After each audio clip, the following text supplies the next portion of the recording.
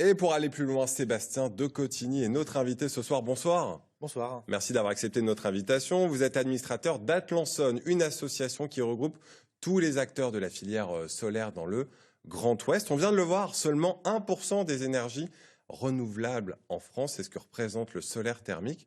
Pourquoi cette statistique aussi basse? Alors en fait, nous avons besoin de développer cette filière du renouvelable solaire et c'est la raison pour laquelle l'association Atlanson, qui regroupe les professionnels du solaire thermique et du solaire photovoltaïque, essaie d'accompagner la filière et d'encourager le développement. Alors vous partez de loin quand même, parce que 1% c'est Oui. plus que très peu. Déjà le constat, comment est-ce qu'on explique ce chiffre? Alors le constat, c'est que la filière solaire thermique existe depuis longtemps. Elle permet de fabriquer de l'eau chaude à usage chauffage, eau chaude On l'a vu sanitaire, dans le reportage. process, exactement les exemples qu'on a pu voir.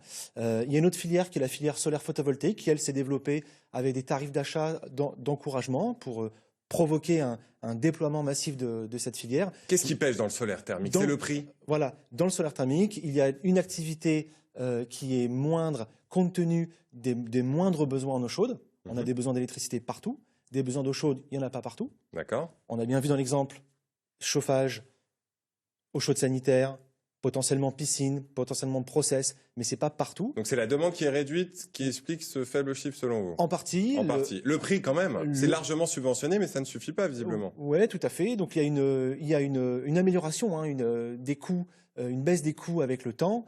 En revanche, c'est une filière qui peine certainement à décoller, mais les chiffres sont là. La filière redécolle, aidée naturellement par des prix d'énergie de référence. On pense au gaz, on pense à l'électricité, qui eux ne sont pas stables dans le temps, alors que l'énergie solaire thermique propose un coût constant en termes d'économie d'énergie qu'on va pouvoir effectuer sur une installation qui consomme de l'eau chaude, il faut bien le rappeler.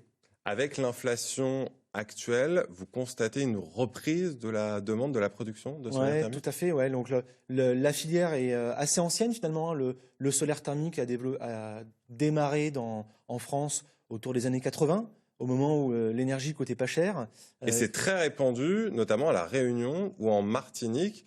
Il y a une dimension culturelle aussi? On peut dire ça comme ça, en effet. Alors notre activité, nous, dans la structure dans laquelle je travaille, on a des bureaux aux Antilles. En effet, La Réunion, ils ont une forte appétence pour l'énergie solaire thermique. C'est culturel, c'est des habitudes qu'on a moins chez nous. Mais le législateur accompagne et propose un développement de la filière solaire thermique, comme on le constate en ce moment. Et tout cela, naturellement, nécessite l'accompagnement d'une structure comme Atlanson.